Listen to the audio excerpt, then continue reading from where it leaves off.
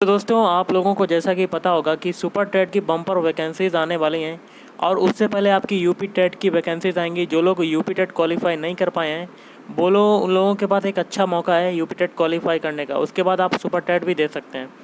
तो दोस्तों देखिए, यूपी टेट में दो पेपर होते हैं, एक होता है प्राइमरी लेवल का और एक जूनियर लेवल का। तो इस वीडियो में हम लोग प्राइमरी लेवल का जितना भी सिलेबस होगा पूरा डिस्कस करेंगे, बाकायदा कितने कितने क्वेश्चन आएंगे पूरा मैं आपको इस वीडियो में बताने वाला हूँ। ओके। और दोस्तों देखिए, जब फॉर्म भरते हैं तो उसमें ऑप्शनल सब्जेक्ट होते हैं, जैसे कि आप हिंदी चुन सकते हैं ऑप्शनल के रूप में, या इंग्लिश चूज़ कर सकते हैं और संस्कृत चूज़ कर सकते हैं। उर्दू वाले अपना उर्दू चूज़ कर सकते हैं। तो दोस्तों मैं हिंदी, इंग्लिश और संस्कृत पूरा का पूरा सारा का सिलेबस इसी में बता दूंगा, जिससे कि जितना भी आपका डाउट है पूरा का पूरा क्लियर हो जाएगा। ओके। तो वीडियो स्टार्ट करने से पहले आप लोगों से एक बात कहना चाहूँगा कि जिन दोस्तों ने चैनल को सब्सक्राइब नहीं किया तो प्लीज़ चैनल को सब्सक्राइब कर लीजिएगा और पास में जो बेल आइकन होता है उसको भी ज़रूर दबा लें, ताकि आने वाला टाइम में आपको वीडियोस की नोटिफिकेशन टाइम टू टाइम मिलती रहे। चलिए स्टार्ट करते हैं आज का वीडियो। प्राइमरी लेवल को हम लोग क्या कहते हैं, प्राथमिक स्तर, जिसमें दोस्तों देखिए कक्षा 1 से कक्षा 5 तक की के लिए सिलेबस होगा। आपको अगर ये क्वालिफाई कर पाते हैं तो आप सुपर टेट में एलिजिबल हो जाएंगे। इसको पास करने के बाद देखिए आपका एग्ज़ाम जो होगा उसमें जो सब्जेक्ट आएंगे पूरा का पूरा मैं आपको बता देता हूँ। मेन सब्जेक्ट जो होगा आपको फोकस करना है बाल विकास एवं शिक्षण विधि। इसमें जो टोटल क्वेश्चन की संख्या होगी वो 30 होगी और जो कि होंगे 30 नंबर के। और अगला अगर आप ऑप्शनल के रूप में आप चुन सकते हैं जैसे कि हिंदी, तो हिंदी के आपका 30 क्वेश्चन होंगे जो कि 30 नंबर के होंगे। उसके बाद द्वितीय भाषा में अगर आपने चुना है अंग्रेजी अथवा उर्दू अथवा संस्कृत में, ओके, तो इसमें से आपके 30 क्वेश्चन होंगे, इसमें से भी आपको 30 अंक मिलेंगे। ओके। उसके बाद आता है अगर आपने गणित लिया है तो गणित के भी इसमें देखिए गणित को अनिवार्य है, गणित के 30 क्वेश्चन होंगे जो कि आपको 30 नंबर के होंगे। नेक्स्ट जो हमारा इम्पोर्टेंट आता है सब्जेक्ट वो आता है पर्यावरण अध्ययन, एनवायरनमेंट। इसमें से भी आपके टोटल 30 क्वेश्चन होंगे जो कि 30 नंबर के होंगे और टोटल क्वेश्चनों की संख्या हो जाएगी 150 और मार्क्स होंगे 150। ओके। इसमें से आपको 120 प्लस लाने ही लाने हैं, तभी आप यूपी टेट के लिए बहुत अच्छा अपने आप को एलिजिबल मान सकते हैं सुपर टेट के लिए। अब देखिए दोस्तों, आगे हम लोग नोटिफिकेशन में पढ़ लेते हैं कि क्या क्या आपका पाठ्यक्रम होने वाला, किस सब्जेक्ट से कौन कौन से टॉपिक आएंगे, पूरा मैं आपको वीडियो के माध्यम से निर्धारित करवाने वाला हूँ। ओके दोस्तों, प्राइमरी लेवल के लिए पहला जो सब्जेक्ट आपके लिए मेन है वो है बाल विकास एवं शिक्षण विधियाँ। इसमें देखिए बाल विकास में कौन कौन से टॉपिक आएंगे आपको बता देता हूँ।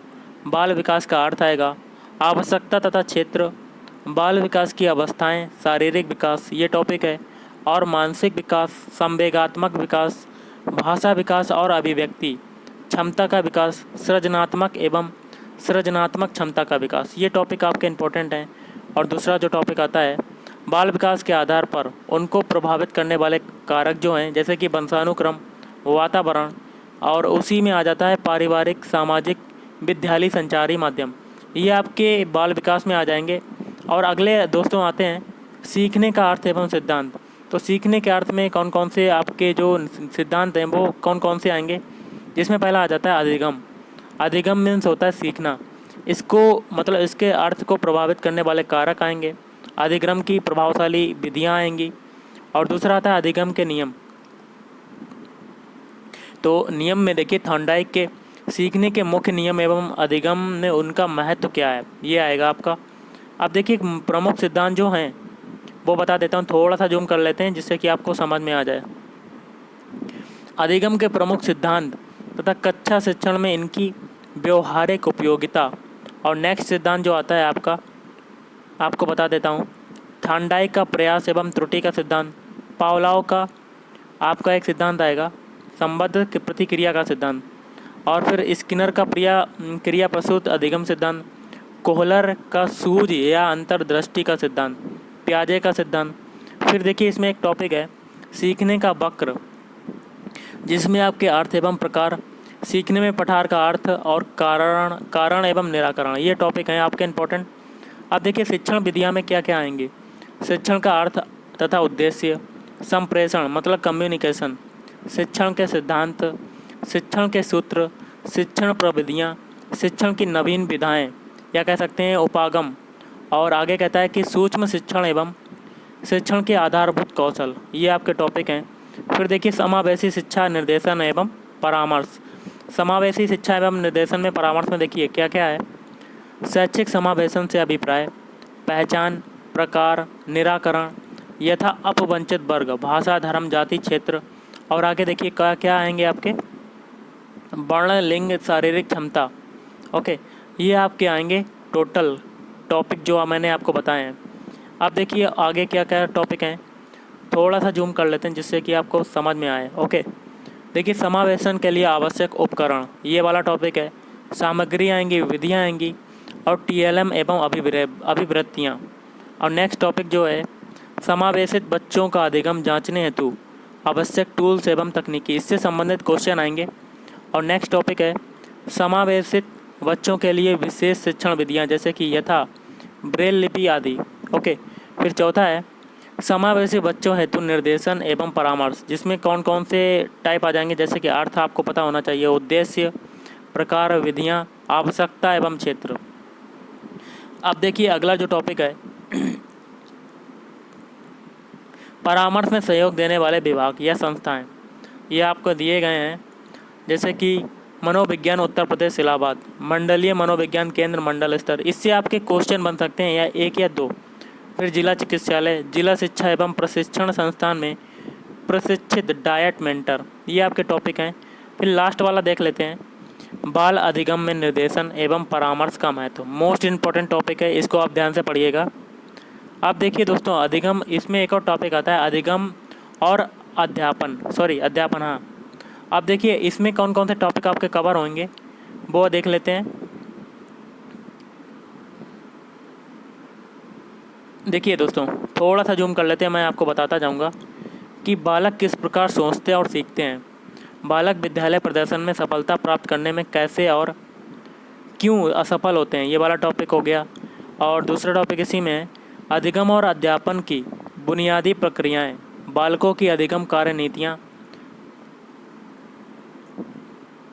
सामाजिक क्रियाकलापों के रूप में अधिगम के सामाजिक संदर्भ।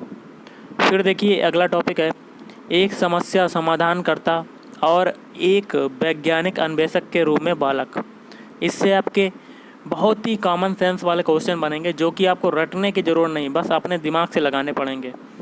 और अगला बनता है बालकों में अधिगम की वैकल्पिक संकल्पना, अधिगम प्रक्रिया में महत्वपूर्ण चरणों के रूप में बालकों की त्रुटियों को समझना।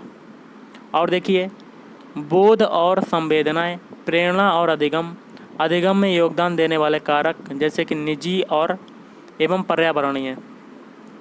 अब देखिए दोस्तों आपने भाषा एक में अगर हिंदी चुनी है तो उसके लिए सिलेबस क्या, अगर इंग्लिश है तो उसका भी मैं आपको सिलेबस बताऊंगा। तो देखिए दोस्तों हिंदी का पूरा सिलेबस देख लेते हैं। अगर आपने सब्जेक्ट के तौर पर अगर आपने मतलब चुना है भाषा के तौर पर, तो दोस्तों देखिए इसमें आप पाठित अनुच्छेद, और दूसरा टॉपिक है हिंदी वर्णमाला जिसमें स्वर व्यंजन होंगे। और अगला है हमारा वर्णों के मेल से मात्रिक तथा अमात्रिक शब्दों की पहचान, वाक्य रचना। और नेक्स्ट है हिंदी की सभी ध्वनियों के पारस्परिक अंतर की जानकारी, विशेष रूप से ये बने शब्द, इससे मतलब ध्वनियाँ आएंगी, इससे क्वेश्चन आएंगे। ओके, नेक्स्ट आपका टॉपिक है हिंदी भाषा की सभी ध्वनियों, वर्णों, अनुस्वार, अनुनासिक एवं चंद्र बिंदु में अंतर। नेक्स्ट टॉपिक है संयुक्ताक्षर एवं अनुनासिक ध्वनियों के प्रयोग से बने शब्द, इससे क्वेश्चन आएंगे। सभी प्रकार की मात्राएं, इससे आपको नॉलेज होना चाहिए। और फिर विराम चिन्हों यथा जैसे कि अल्प विराम, अर्ध विराम, पूर्ण विराम, प्रश्नवाचक, विस्मयबोधक चिन्हों का प्रयोग, इससे रिलेटेड क्वेश्चन आएंगे। और विलोम शब्द में आएंगे आपके समानार्थी, तुकांत, अतुकांत, समान ध्वनियों वाले शब्द। फिर देखिए जो में मोस्ट इम्पॉर्टेंट टॉपिक हैं जैसे कि संज्ञा, सर्वनाम, क्रिया एवं विशेषण के भेद, ये तो आपके आते ही आते हैं। फिर वचन, लिंग तथा काल, फिर प्रत्यय आएंगे, उपसर्ग आएंगे, तत्सम, तद्भव व देशज शब्दों की पहचान एवं उनमें अंतर। फिर लोकोक्तियों एवं मुहावरों के अर्थ, ये भी आएंगे आपके। और देखिए संधि में आपकी स्वर संधि में कौन कौन सी आ जाएंगी, दीर्घ संधि, गुण संधि, वृद्धि संधि, यण संधि और आयाति संधि। फिर देखिए व्यंजन संधि है, फिर विसर्ग संधि है। ओके, और नेक्स्ट टॉपिक आपका बनता है वाच्य समास एवं अलंकार के भेद, ये भी आएंगे। और नेक्स्ट टॉपिक है कवियों एवं लेखकों की रचनाएं, ये भी आपके 2 या 3 क्वेश्चन इससे बन जाएंगे। ओके, अब देखिए दोस्तों, हिंदी भाषा को पढ़ाने के लिए आपके बाल विकास से संबंधित हिंदी के ही क्वेश्चन आएंगे। कैसे? देखिए, टॉपिक है अधिगम और अर्जन, फिर है भाषा अध्यापन के सिद्धांत, और नेक्स्ट टॉपिक बनता है सुनने और बोलने की भूमिका। थोड़ा सा जूम कर लेते हैं और फिर समझाते हैं। भाषा का कार्य तथा इसे किस प्रकार एक उपकरण के रूप में प्रयोग करते हैं। और नेक्स्ट टॉपिक आपका बनता है मौखिक और लिखित रूप में विचारों के संप्रेषण के लिए किसी भाषा के अधिगम में व्याकरण की भूमिका निर्णायक संदर्भ। ओके, और इसी में देखिए अगला टॉपिक बनता है मतलब आपके कॉमन सेंस के क्वेश्चन आएंगे जो कि आपके बाल विकास से संबंधित होंगे कि आपको कैसे पढ़ाना है, कैसे नहीं पढ़ाना है, इससे रिलेटेड क्वेश्चन है। जैसे कि इसमें अगला टॉपिक आ जाता है एक विभिन्न कक्षा में भाषा पढ़ाने की चुनौतियाँ, भाषा की कठिनाइयाँ, त्रुटियाँ और विकार, फिर भाषा कौशल, और नेक्स्ट है भाषा बोध गम्यता और प्रवीणता का मूल्यांकन करना, जैसे कि बोलना, सुनना, पढ़ना और लिखना। ओके, और नेक्स्ट आपका बनता है अध्यापन। अध्यापन में क्या होंगी अधिगम सामग्रियाँ, जिसमें पाठ्य पुस्तक, मल्टीमीडिया सामग्री, कक्षा का बहुभाषाई संसाधन, उपचारात्मक अध्यापन, ये सब होंगे। अब देखिए दोस्तों, भाषा 2 अगर आपने इंग्लिश चुनी है तो इसमें से कौन कौन से टॉपिक आएंगे। तो पहला टॉपिक आता है अनसीन पैसेज, फिर पार्ट ऑफ स्पीच जिसमें आएंगे आपके kinds of noun, pronoun, adverb, adjective, verb, preposition, conjunction, फिर आपका जेंडर आएगा। अब देखिए द सेंटेंस, सेंटेंस बनाने के लिए आपको सब्जेक्ट एंड प्रेडिकेट का ज्ञान होना चाहिए। काइंड्स ऑफ सेंटेंसेस, इसका भी ज्ञान होना चाहिए। अब देखिए दोस्तों, टेंसेस का आपको ज्ञान होना चाहिए, जैसे कि प्रेजेंट, पास्ट, फ्यूचर, फिर articles, punctuation, word formation, active passive आना चाहिए, सिग्नल, सिंगुलर और प्लूरल, ये भी आपको पता होना चाहिए। ओके, अगर आपने संस्कृत चुना है तो उसके लिए आपको क्या क्या टॉपिक आएंगे। तो दोस्तों देखिए, अपठित अनुच्छेद में आपके संज्ञाएं होंगी, जिसमें अकारांत पुल्लिंग, अकारांत स्त्रीलिंग, अकारांत नपुंसक, इकारांत स्त्री, उकारांत पुल्लिंग और रिकारांत पुल्लिंग, रिकारांत स्त्रीलिंग। ओके, और देखिए घर, परिवार, परिवेश, पशु पक्षियों, घरेलू उपयोग की वस्तुओं के संस्कृत नामों के परिचय। और फिर देखिए सर्वनाम क्रियाएं, शरीर के प्रमुख अंगों के संस्कृत के शब्दों का प्रयोग, अव्यय, संधि, सरल शब्दों की संधि तथा उनका विच्छेद, जैसे कि दीर्घ संधि। फिर संख्याएं हो जाएंगी, संस्कृत में संख्याओं का ज्ञान होना चाहिए आपको। फिर लिंग, वचन, प्रत्याहार, स्वर के प्रकार, व्यंजन के प्रकार, अनुस्वार और अनुनासिक व्यंजन, फिर स्वर, व्यंजन एवं विसर्ग संधियाँ, समास, उपसर्ग, पर्यायवाची शब्द, विलोम शब्द, कारक, प्रत्यय और एवं वाच्य, कवियों एवं लेखकों की रचना, ये भी आपको पता होना चाहिए। अब देखिए भाषा विकास का अध्यापन में इसमें से भी आपको बाल विकास से रिलेटेड क्वेश्चन बन जाएंगे कि आप कैसे पढ़ाते हैं संस्कृत भाषा को।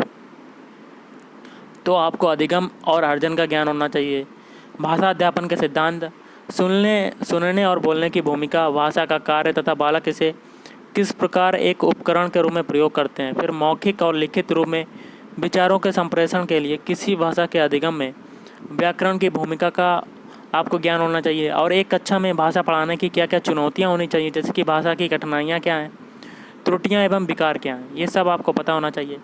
भाषा कौशल के बारे में पता होना चाहिए और भाषा बोधगम्यता, प्रवीणता का मूल्यांकन वाला, जैसे कि बोलना, सुनना, पढ़ना, लिखना, ये मैंने आपको बता दिया, ये सब आपको पता होना चाहिए। ओके, अब गणित का सिलेबस देख लेते हैं, मैथ का। इसमें आपके जो टॉपिक आएंगे संख्याएँ एवं संख्याओं का जोड़, घटाना, गुणा, भाग, भिन्नों का जोड़, घटाना, गुणा, भाग, एक एक नियम आएगा, लाभ हानि, प्रॉफिट लॉस, ज्यामिति जैसे कि ज्यामितीय आकृतियाँ एवं पृष्ठ, कोण जैसे कि त्रिभुज, वृत्त, फिर मापन, तौल, धारिता, लंबाई एवं ताप, कैलेंडर आएगा, आयतन, धारिता, घन, घनाव वाले क्वेश्चन, रेलवे या बस समय सारणी। और अगला देखिए लघुत्तम मतलब एलसीएम, एचसीएफ, फिर दशमलव, जोड़, घटाना, गुणा, भाग, प्रतिशत आएगा, साधारण ब्याज आएगा, धन, रुपया, पैसा, परिमिति मतलब त्रिभुज, आयत, वर्ग से रिलेटेड क्वेश्चन होंगे, आंकड़े से होंगे, क्षेत्रफल में जैसे कि आयत, वर्ग, फिर आंकड़ों का प्रस्तुतिकरण एवं निरूपण। अब इसमें भी दोस्तों भाई बाल विकास से रिलेटेड क्वेश्चन आएंगे, पूरा का पूरा मैंने आपको बता दिया है सारे के सारे। ओके, अब देखिए पर्यावरण का क्या रहने वाला है पैटर्न। इसमें देखिए परिवार, आवास, हमारा परिवेश। सबसे पहले आपको इसमें देखिए विज्ञान, इतिहास, भूगोल एवं नागरिक शास्त्र एवं पर्यावरण ये क्वेश्चन आएंगे। और अगला टॉपिक इसी में है स्थानीय पेशे से जुड़े व्यक्ति एवं व्यवसाय, यातायात एवं संचार, भारत, नदियाँ, पर्वत, पठार, वन, यातायात, महाद्वीप एवं महासागर। फिर है हमारा प्रदेश, जैसे कि नदियाँ, पर्वत, पठार, वन, यातायात। संविधान से क्वेश्चन आएंगे। और शासन व्यवस्था, स्थानीय स्वशासन, ग्राम पंचायत, नगर पंचायत, इससे क्वेश्चन, जिला पंचायत, नगर पालिका, नगर निगम, जिला प्रशासन। ओके। और प्रदेश की शासन व्यवस्था, व्यवस्थापिका, न्यायपालिका, कार्यपालिका, राष्ट्रीय पर्व, राष्ट्रीय प्रतीक, मतदान, राष्ट्रीय एकता, इससे रिलेटेड क्वेश्चन आएंगे। और गाइस पर्यावरण आवश्यकता, महत्व एवं उपयोगिता।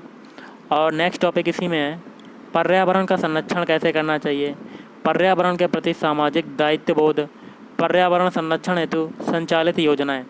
और इसी में देखिए भोजन, स्वास्थ्य एवं स्वच्छता, पेड़ पौधे एवं जंतु, मेला, जल, खेल एवं खेल भावना, इससे रिलेटेड क्वेश्चन आएंगे। और देखिए अध्यापन संबंधी जो मुद्दे हैं इसमें टॉपिक देखिए पर्यावरणीय अध्यापन की अवधारणा एवं व्याप्ति। ओके। फिर नेक्स्ट है पर्यावरणीय अध्ययन एवं पर्यावरणीय शिक्षा। फिर विज्ञान और सामाजिक विषय की, विज्ञान की व्याप्ति एवं संबंध, क्रियाकलाप, चर्चा, शिक्षण सामग्री क्या उपयोग करनी चाहिए, क्या उपकरण प्रयोग करने चाहिए, ये भी आपको पता होना चाहिए।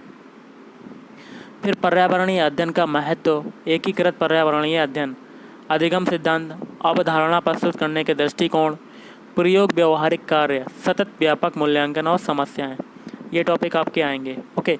तो लगभग मैंने पूरा का पूरा सिलेबस आपको बता दिया है, कैसा पेपर आएगा, पेपर का पैटर्न कैसा रहेगा, पूरा बता दिया। ओके।